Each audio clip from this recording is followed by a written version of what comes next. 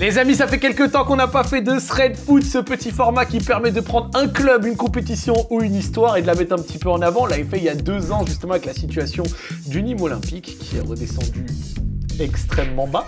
Et vu que je sais qu'on n'a pas tous le temps de suivre les divisions inférieures, je m'étais dit que ça pouvait être l'occasion de discuter d'un autre mastodonte du football français qui est descendu bien bas, en Ligue 1 il y a quelques années, en Ligue 2 jusqu'à encore très récemment, et en National l'année prochaine. Le Stade Malherbe de Caen est au plus mal, notamment depuis le rachat de justement Kylian Mbappé et ses partenaires, même si je sais que bon, lui il est joueur au Real Madrid, c'est sûrement pas lui qui décide de beaucoup de choses, mais je m'étais dit que ça pouvait être intéressant. Du coup j'ai contacté les amis de We Are Malherbe, une association de supporters cannais qui tiennent un super podcast d'ailleurs pour en parler, etc. Je vous mets tous les liens en description. Et ils m'ont fait un thread résumant leur saison. On va découvrir ce qui s'est passé au Stade Malherbe de Caen cette année. C'est parti. Thread, la saison catastrophique du Stade Malherbe de Caen. On gagne ensemble, on perd ensemble. Mais le problème, c'est qu'on perd tout le temps. Non, à des moments, je sais, les graphistes, ils sont pas contents et tout, mais les montages à l'IA, des fois, on peut rigoler. Voilà. Juin 2024, Faiza Lamari, la mère de Kix. Pour le moment, il n'y a pas grand-chose en prospect. On discute avec plusieurs entités. Dès que c'est Kylian, ça prend une autre dimension. Logique. Mais quand c'est une belle région, vous savez. Nul en com et nul en géo, Faiza. Ça, quand t'es supporter, c'est le genre de détail, genre t'es un peu à l'extérieur, tu te dis allez on s'en bat les couilles. Mais quand t'es supporter, c'est le genre de détail, ça te trigger un peu, surtout quand t'es en face de rachat, tu vois, parce qu'effectivement, c'est la Normandie, Caen n'est pas une région. D'ailleurs, quand j'y suis jamais allé, ça a l'air d'être mignon, tu vois. C'est vrai que quand t'es en processus de rachat, confondre ville et région en parlant de Caen, si on veut être un peu tatillon, surtout quand derrière ça tourne mal, ça peut faire un petit peu mal au cœur. Le 31 juin 2024, le club annonce le rachat des parts jusqu'alors détenues par Octree par Coalition Capital, le fonds d'investissement appartenant à Kylian Mbappé. Ce ne sera cependant officiel que 2 mois plus tard, et le communiqué d'arrivée de Coalition Capital annonçait la donne, moins de 200 mots, 4 fautes d'orthographe. Ça parle de palmarès sans équivoque au lieu d'équivalent, et ça parle des U14, la seule équipe qui n'existe pas, une masterclass. Ça, en général, ça peut annoncer des problèmes de gestion quand tu fais écrire des choses par des gens qui n'ont pas trop d'idées où ils ont mis les pieds, pas trop d'inspiration, que c'est pas rechecké. Ça peut faire un peu mal. J'ai trouvé un équivalent de communiqué, et c'est vrai que ça faisait un petit peu mal, ça parlait de, futur grand projet, machin. Moins d'1 an plus tard, les paroles font un peu mal. Après, j'ai envie de te dire, si à l'OL, on retourne lire ce qu'on a lu au rachat, les rachats, c'est toujours le moment d'entendre de belles choses. Hein. Et d'ailleurs, en ce début de saison, le Stade Malherbe de Caen annonce le maillot de cette saison, un maillot un peu particulier, un maillot vraiment... Ça, l'humour comme ça me fait vraiment rire. Alors déjà, ça fait Crystal Palace. Logique, les couleurs, oui. Mais les bandes comme ça, un petit peu sur le côté, et le sponsor Star Wash. Après, de toute façon, j'ai une théorie. Moi, en général, quand mon club, il a un beau maillot, on fait pas des belles saisons. Quand on a eu des maillots bien moches, comme par exemple celui de 2018-2019, on avait fait une belle saison. Je sais pas s'il y a une théorie à aller chercher à ce niveau-là. Par contre, ce que je vois sous les yeux, c'est pas très joli. D'ailleurs, premier match de prépa, on perd 6-1 contre Guingamp. Cerise sur le gâteau, Norman Bassett disparaît pendant plusieurs jours après le match et sera transféré à Coventry.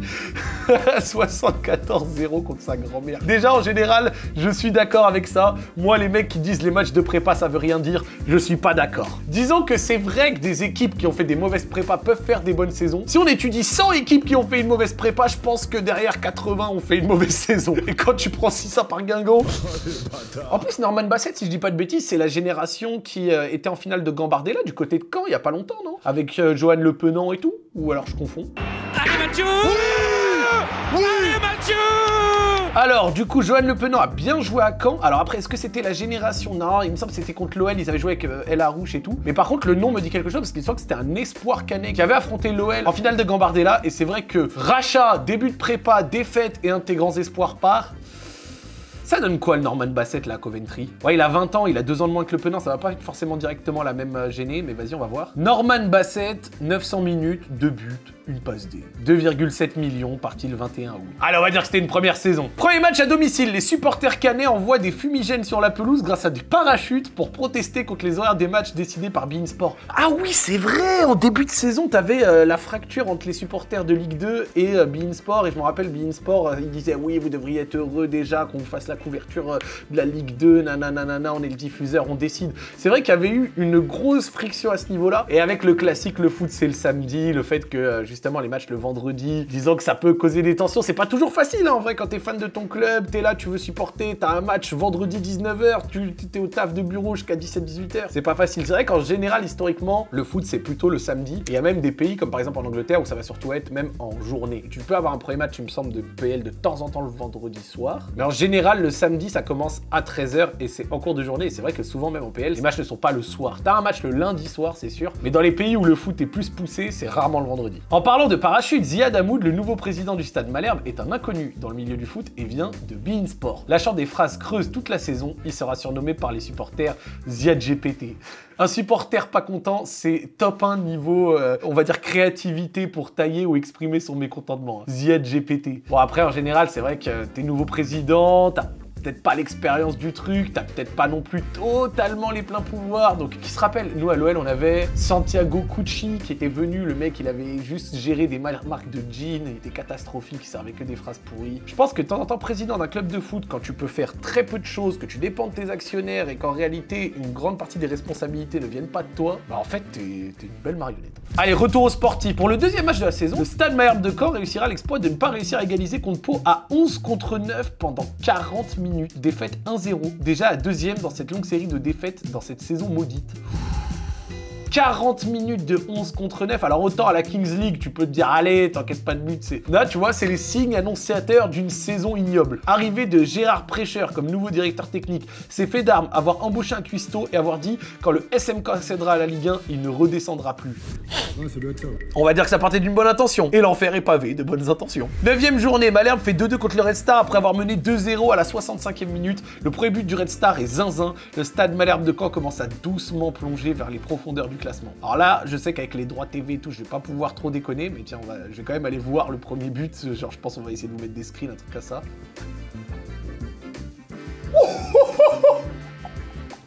Oh, quand t'encaisses un but comme ça, t'es pas content. Oh là, oh le mélange de... Mais le mélange, tu vois, de réussite. Non, il est beau. Ça, c'est le genre de banger qui te met au fond du trou. Après le match, Nicolas Seub déclarera « J'ai le soutien des dirigeants et des joueurs ». Il me semble avoir entendu que notre bon vieux Nicolas, il a pas fait toute la saison. Le gardien Anthony Mandra, après 2 sélections en Algérie, dira « Il faut accepter le fait de passer de super élite au 2e niveau le plus haut de France. Il perdra sa place dans les 2 équipes et ne parlera plus à Clémencia, l'autre gardien du Stade Malherbe ». Retour sportif, le match d'après le nul contre le Red Star, le Stade Malherbe s'incline contre 3 qui était largement lanterne rouge à 10 contre 11. Aïe aïe aïe aïe aïe aïe aïe. Les défaites à 10 contre 11, aïe aïe aïe. I can relate. Ouais, nous on a perdu 10 contre 11 contre l'OM, ça fait mal. Hein. Et les voilà! Les gars, le classique des saisons catastrophiques dans les clubs, c'est que les langues commencent à se délier autour de certaines pratiques. Il y a des clubs qui ont réussi avec des joueurs qui sortaient en boîte, des mecs qui allaient au snack, des embrouilles dans le vestiaire, mais ça sort jamais quand ça se passe bien. Quand ça se passe mal, par contre, des rumeurs ont circulé toute la saison sur le goût trop prononcé pour les boîtes de nuit et la bouteille de certains canets. Il semblerait que certains soient plus doués avec le ballon de rouge que le ballon rond. Un patron de boîte de nuit cannaise en faillite après l'absence des joueurs du Stade Malherbe. Alors là, pour le coup, c'est qu'ils n'y sont pas allés. C'est un véritable séisme économique qui vient de frapper la nuit cannaise. Jean Patouche, patron d'un célèbre établissement, a annoncé ce matin la fermeture définitive en cause de l'absence inexpliquée des joueurs du Stade Malherbe de Caen ce week-end, privant la boîte de nuit de son chiffre d'affaires habituel. Ok. Bon, ils sont forts en trolling, nos frères. Hein. C'est un article second degré pour rigoler du truc. D'habitude, qu'importe les résultats, ils passent arroser le week-end chez nous après une défaite, ils noient leur chagrin. Mais là, rien. Un silence assourdissant. Les chiffres parlent d'eux-mêmes. Les samedis soirs, quand les joueurs viennent, le club réalise en moyenne 78% de ses chiffres d'affaires grâce aux commandes de bouteilles en terrasse VIP. On a un cocktail signature Le Breton on the Beach qui marche super bien, mais ce week-end, on n'a pas vendu un seul. Après une banderole, Mbappé, le SMC n'est pas ton jouet. Le prestigieux New York Times s'intéresse au club canet et interroge un certain Johan Lapoutre de We Are Malherbe. Troller le New York Times, on ne pensait pas le faire un jour dans notre vie, le fameux Johan Lapoutre. En novembre, Alexandre Mendy, bon attaquant de Ligue 2, bat le record historique de buts du Stade Malherbe de Caen. Il ne marquera que 2 buts sur tout le restant de la saison. Alexandre Mendy, 72 pions pour le Stade Malherbe. Elle s'est passée comment sa saison? 11 buts, 8 en Ligue 2, 3 en Coupe de France, on les voit ici. Et effectivement, en novembre, il arrive, il est à 3, ouais, il a 6 buts en novembre. Après, il y a 1 but en janvier. Ah ouais, non. Oh là là là là là. C'est vrai que le reste de la saison, statistiquement, il est dur. Mais en réalité aussi, si on regarde, après le 2 novembre, il n'y a eu qu'une seule victoire contre Clermont le 28 février. Tout le reste, c'est que des défaites. T'es là, tes supporters, défaite, nul, défaite, défaite, défaite, défaite, défaite, défaite, défaite, défaite, défaite, nul, victoire. Défaite, défaite, défaite, nul, nul, défaite, défaite, nul, défaite. Envie de crever. Quand Rodez, 14e journée, le Stade Malherbe encaisse 3 buts gag contre Rodez et concède un nul à la maison. 3 buts gag, tiens, on va regarder. Alors, phase de relance, hop, il met en retrait pour l'attaquant, évidemment. Ok, ça commence mal. Tiens, on va regarder le deuxième.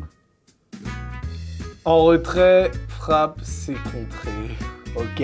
Et allez, vas-y, c'est parti. Je sens que c'est cette action. Dégagement sur le joueur de Rodez. Et ça donne le but. Ces saisons-là, quand ça veut pas, ça ne veut pas du tout. 17 décembre, Ziad GPT n'est pas inquiet et va laisser travailler Nicolas Seub dans la sérénité. Mais le 29 décembre, dans un communiqué de 3 lignes, le Stade Malherbe annonce le renvoi de Nicolas Seub, ce héros, la légende du Stade Malherbe. Aïe aïe aïe, 17 décembre, on va le laisser bosser, 29 décembre dehors, ça fait mal. Février 2025, quelques supporters accrochent une banderole destinée à la mère de Kiki. Alors à ce moment-là, ça fait 4 mois qu'ils n'ont pas gagné. Cette dernière avouera plus tard qu'elle a failli vendre le club à cause de ça. Faiza, les bouseux sont dans la merde. Je vous ai dit, la créativité des supporters pas contents, elle est sans limite. Pour remplacer Nicolas Seub, le club recrute, selon un obscur cahier des charges, Bruno Balthazar. Donc en fait, pour le coup, dans l'article tout à l'heure, je pensais que c'était un fake. Un entraîneur portugais inconnu qui officie en Pologne et qui a fait 13 clubs en 12 ans. Ce dernier a un rêve, emmener le club en Coupe d'Europe. Ça respire pas la sérénité. Le jeune Tidiam Gomis s'est vendu à Leipzig 1 million, l'équivalent de 3 sandwichs à Casdalerie. Mais oh! Je suis safe nulle part! Il n'y a même pas un endroit où je suis safe, même pas les straight foot. Ce qui est pas mal en sachant qu'il lui restait 6 mois de contrat. Le problème, les Leverkusen en proposaient 10 millions la saison précédente. Et ils ont raison. Le Stade Malherbe conserve Tidiam Gomis en déclinant une nouvelle offre du Bayern. Sous contrat jusqu'en 2025, l'Inter, une offre potentiellement conséquente du Bayern sous la forme d'un prêt avec option d'achat de 10 millions était sur la table. Bon, après, quand il reste que 6 mois de contrat, c'est comme sur FM, hein. Tu bazardes pour rien, la valeur est vraiment horrible, mais j'avoue que le choix de le garder pour après derrière ne pas pouvoir le re-signer et devoir le vendre 1 million. Reda Hamash, directeur du recrutement, n'arrive qu'en janvier. Il va recruter Ben Raoult, Samuel Grand-Cyr, donc là on est vraiment sur des OG, Godin en prêt et les légendes Balois et Moussunda. Moussunda, remplaçant dans le championnat chypriote, est peut-être le pire défenseur de l'histoire du Stade Malherbe. Toutes ses prestations vont être cataclysmiques et il perdra rapidement sa place dans l'équipe. Aïe aïe aïe aïe aïe aïe aïe aïe aïe. C'est pas toujours hyper représentatif, les notes SofaScore, c'est en général, tu connais, c'est avec un algorithme et tout, mais j'avoue, 6,2, 6,5, des petits 6,8 et tout.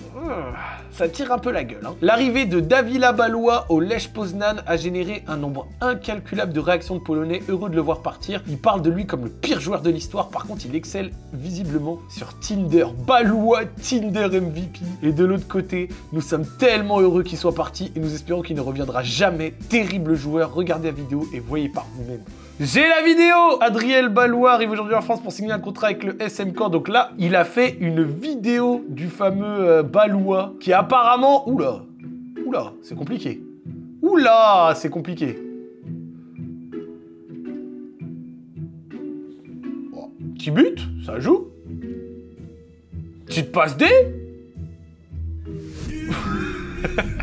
Ok, en fait, la coupe, elle est bizarre parce que t'as quelques trucs, tu te dis, ok, pas dégueu, t'en regardes d'autres, t'es là, tu souffles. Il y a à boire et à manger dans la vidéo, il y a à boire et à manger. Mais je suis content parce que je me dis que les droits TV de Pologne, bon, on devrait pouvoir montrer quelques images. Hein. Oula, là, ils s'embrouillent vénère, là. Mais je vois le profil de joueur, ça se voit que c'est frustrant. C'est un gars qui peut avoir du bien, mais à des moments, des trucs où tu pètes un boulon, tu vois. Tout le monde voit rapidement les mythes de Bruno Balthazar, mais celui-ci a le soutien des joueurs. En même temps, il paraît qu'on ne court pas beaucoup lors de ses entraînements.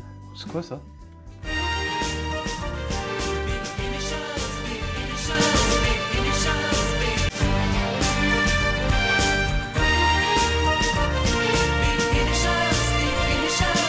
Quand je vous ai dit que la créativité des fans de foot vexés, c'est la folie. Après s'être bagarré, oui, avec le coach Bruno Balthazar, Gérard Prêcheur, dont les méthodes étaient très discutées, s'en va après 4 petits mois au club. Ah.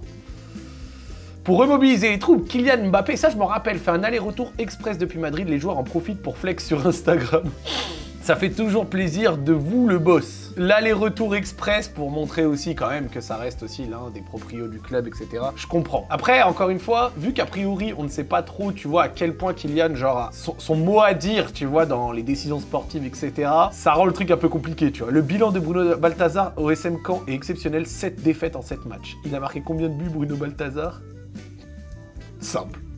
Tout le monde se fout de notre gueule, même Jean-Paul Rouve chambre le Stade Malherbe. On n'a pas compris quand on a vu la mention Caen contre Dunkerque. Oui, à Malherbe, on peut perdre une fois, mais pas 8. Le club annonce « Oh, le bon vieux Derzac !» comme nouveau coach. Un choix qui étonne pour un dernier de Ligue 2 avec 10 points de retard sur la zone de relégation. Même avec un nouvel entraîneur, des chèvres restent des chèvres. Bougez-vous le cul. Eh ben, il a bien raison. Même si l'effet de changer l'entraîneur peut fonctionner de temps en temps, bon, disons qu'à la fin, le foot reste un sport de joueurs. Le foot reste un sport de joueurs. J25 contre Clermont, concurrent direct pour le maintien. Victoire de Caen, mais Mendy loupe une panenka. Le deuxième péno raté en 2 matchs, alors que le club n'a plus gagné depuis 3 mois. Et bah, heureusement que ça gagne derrière. Hein. C'est comme Abdoulaye Touré, le grand, l'immense, qui tire une panenka et qui dit derrière en interview, oui, bah au pire, après, on était en barrage. C'est passé, donc c'est une belle histoire pour les Havrais. Si c'était pas passé... Comment auraient été les avis? Après une déculottée au PFC, Mendy sortira. Tout le monde sait ce qu'il s'est passé pendant ce mercato pour plusieurs joueurs. Voilà ce que ça donne aujourd'hui. On va se battre jusqu'au bout, mais on récolte ce que l'on sème. Qu'est-ce qui s'est passé? Mvila déclarera avant le match contre Martigues: c'est l'un des matchs les plus importants de ma vie. Résultat, défaite 3-0 à domicile dans un stade plein, une banderole qui fait le tour du stade et un envahissement de terrain. Mvila dira plus tard: on est des merdes. Malherbe, c'est nous. Les merdes, c'est vous. Momo Eni fait une vidéo avec le buteur de Martigues qui, au passage, a fait la célébration de Mbappé. Incroyable la célébration de Mendy. Mendy, c'est un truc de fou. C'est toi qui as marqué contre Caen. Ouais. C'est toi qui as envoyé le club de Mbappé en national. On peut dire ça comme ça. Hein. C'est une fierté, frérot. C'est un truc de fou. Le niveau de hate est quand même monumental. Mbappé en national. Et en plus, tu fais la célébration à Mbappé. T'avais prévu de le faire avant le match? Sincèrement? Sincèrement, la vérité. Moi, j'ai Les boules, comment tu dois avoir le démon. Faiza prendra enfin la parole sur Ici Normandie, une interview hallucinante sans aucun recul sur les erreurs de la saison. Elle lâchera un humblement, il ne nous mérite pas. Ce qu'il faut retenir de l'interview de Faiza Lamari, j'avoue que humblement, il ne nous mérite pas. Je crois qu'il est temps après cette saison éprouvante pour tous les supporters d'apporter quelques réponses. En tant qu'ancienne sportive, c'est la déception et la colère qui prédominent quand vous perdez, quand on descend, et ce n'est jamais agréable. Mais après, attention vers les salariés et à tous les supporters, parce que ce qui m'a plu depuis un an, c'est justement que c'est un club comme le Racing Club de Lens, comme Strasbourg, il a une vraie identité régionale. Ça, on l'enlèvera jamais. Faiza Lamari s'explique qu'on préfère travailler dans l'ombre plutôt que de parler, mais là ça s'imposait, on peut pas laisser les gens sans réponse, ou en tout cas on peut pas laisser certaines personnes parler. Bah ouais, après tu vois, on préfère travailler dans l'ombre, ça fonctionne quand le travail il fonctionne. Quand ça fonctionne pas, les gens veulent des réponses, et c'est logique, tu vois. Il y a plusieurs personnes au board, mais à l'intérieur du Stade Malherbe, c'est les gens qui bossent, qui travaillent, qui prennent des décisions. On n'a jamais interféré dans aucune décision. Vous avez quelqu'un de l'ordre technique, il y a quelqu'un pour l'administratif, il y a des salariés, un président. Le bon chef d'entreprise, c'est lui qui est capable de déléguer. Nous présenter comme des personnes qui décident de tout ou dire que je décide de l'équipe me donne un peu le mauvais rôle, c'est complètement faux. Ouais, c'est un peu ce que je dis. C'est tout ce truc, tu vois, entre qui décide réellement, tu vois, dans ce rachat. Est-ce qu'ils ont racheté et après ils ont donné des responsabilités? Est-ce que c'est vraiment eux qui ont mis leur nez dans le sportif, décidé de l'entraîneur? Peut-être qu'ils devraient le faire au final si ça a été la merde à ce point. Là, elle parle de Kylian. Il est lucide certaines choses, il y a une analyse différente de la mienne. Moi, j'ai eu de la colère à certains moments de la saison parce qu'effectivement, quand on s'attaque gratuitement au président, quand on s'attaque gratuitement à ma personne, on oublie juste de dire pourquoi est-ce qu'on est venu et que c'est notre argent personnel. C'est l'argent personnel de Kylian qu'il a investi. Il n'y avait pas 15 personnes ou sociétés qui étaient prêtes à acheter le Stade Malherbe. On l'a fait par challenge parce que l'histoire était belle pour nous. On nous a amené 3 clubs et naturellement le choix s'est fait sur Malherbe. Mbappé d'ailleurs failli jouer pour le SMC, rappelle sa mère, c'était acté avant que Monsieur Gravelaine et Monsieur Fortin disent non, mais on l'avait choisi. Ouais. Après, tu vois, je peux comprendre qu'elle devait être frustrée de lire et de voir et d'entendre des choses sur elle, mais dans une saison où de novembre à février, t'as rien gagné, les gens sont pas contents, t'es la tête d'affiche, t'es le proprio, tu prends ta part, c'est logique, surtout quand après derrière il y a cette logique de on communique pas trop et tout, ça te mord le cul à la fin. La réponse du berger à la bergère, humblement, vous ne nous méritez pas. C'est vrai que dire à des gens qui te méritent pas quand c'est la catastrophe et que tu descends national avec eux, on retient plusieurs dingueries en tribune cette saison, envahissement de terrain, chambrage et même suivre le match à la buvette pour l'ensemble du COP.